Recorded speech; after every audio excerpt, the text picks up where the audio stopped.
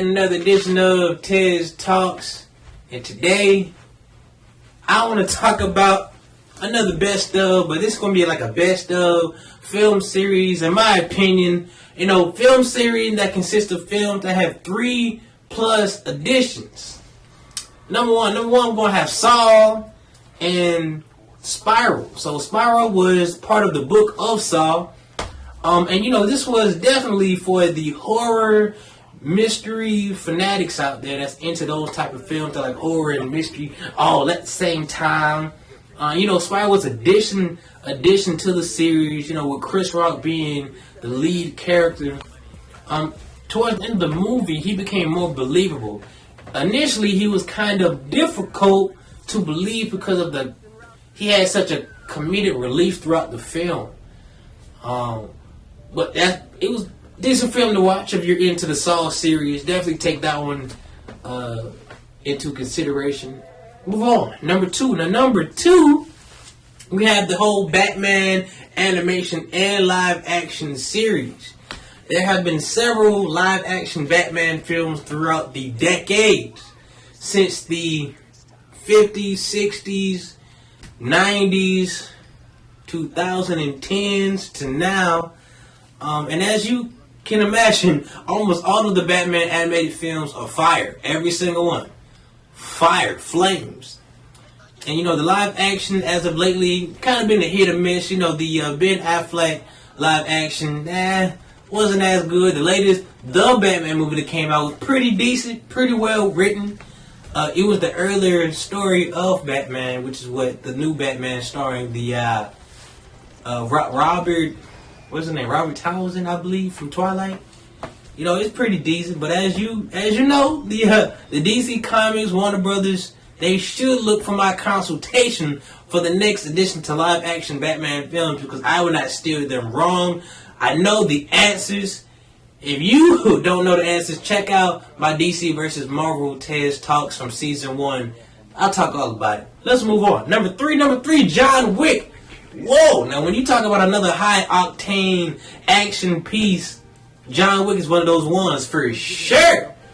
You know, every film was much appreciated and valued for the action, although some action scenes were dull and look overly rehearsed. Very predictable action scenes. You know, a lot of the fights were just they just seemed like they weren't really as believable.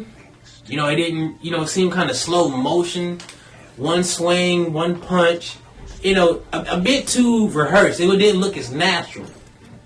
And you know, each film was very comparable to the last. They were different but similar in their own way. So, you know, it wasn't too far from the story. Another addition to the next film. And, you know, I'm ready for the next chapter of John Wick.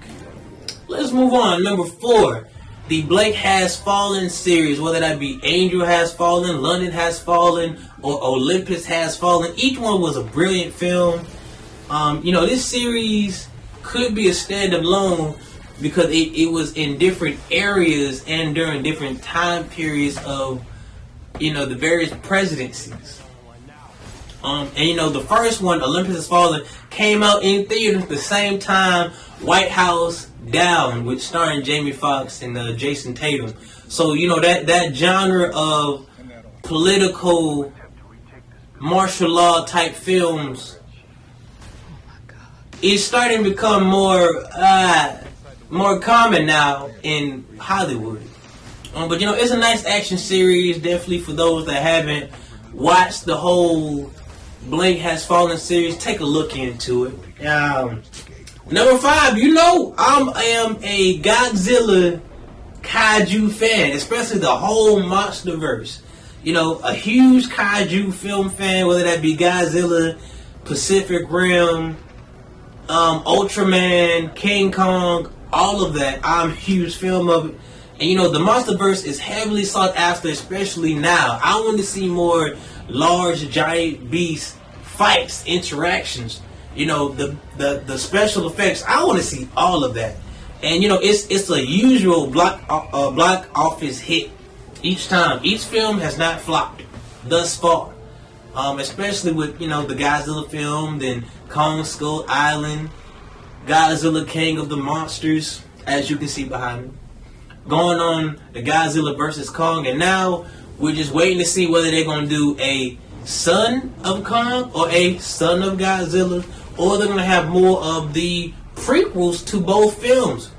What was going on in Hollow Earth prior to the main climactic spot of Godzilla vs. Kong? The whole pre and ancient rivalries between all these giant beasts. That's what I want to see. What happened in the past. But hey, that's all I got to talk about for today. The best of film series. That's all I got. Episode 10, season 2, Tezzz Talks, over and out. Bye. The expressed opinions within this show are solely the host and guest. We do not own the rights nor have ownership of the various clips, trailers, or film bits in this video. Weapons Free Media Productions Company is a privately owned company that creates all original content within this show. This is my show. There are many like it, but this one is mine. Without me, my show is worthless. Without my show, I am worthless.